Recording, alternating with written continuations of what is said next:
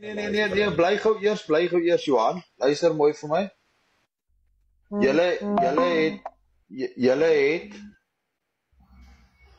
'n verlede. Dis oukei. Julle hou julle verlede vir julleself, maar dit nie op hierdie app bring nie. Verlede? Wat? Ja. Wat is verlede? Al wat ek vra is moet dit nie op hierdie app bring nie. Ek praat van die verlede, hede en toekoms. Mel, kom Mel. Kom. Hey, hallo, stop het Kom Mel. Kom Mel, mommy. Kom. Net kyk jou WhatsApp. Nee, ek het hom geskop, fok hom. Ek gaan nie met sy drama sit nie. Klaar. Hy en Mel Mombi was in 'n verhouding, hulle het hulle eie fucking kak, hulle moet dit self uitsorteer. Dis hoekom ek mos nou gesê het, hy gaan nog nie in hierdie live kry nie. Hoekom soek hy in die live?